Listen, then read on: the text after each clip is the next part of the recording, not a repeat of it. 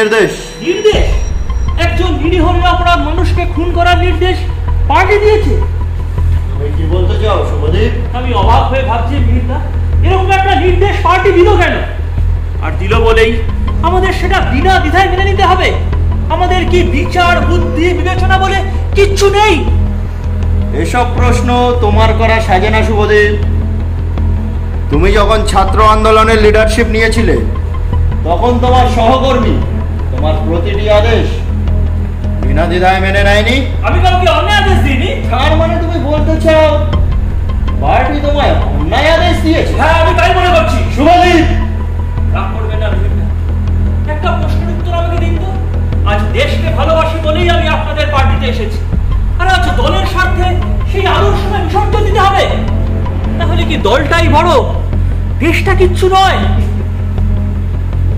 কোনটা বড় আর কোনটা ছোট সেটা আশা করি তোমার কাছ থেকে আমায় শিখতে হবে না। সমষ্টির স্বার্থে ব্যক্তিগত স্বার্থ পূর্ণ করতেই হবে। অবশ্য সমষ্টি বলতে যদি দলের বিশেষ কয়েকজনকে বোঝায় তাহলে আমার কিছু বলার নেই। শুভ,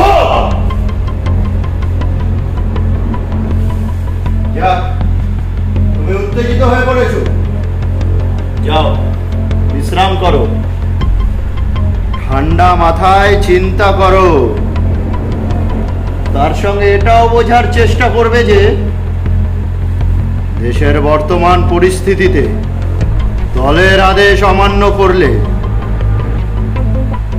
তার একমাত্র শাস্তি হবে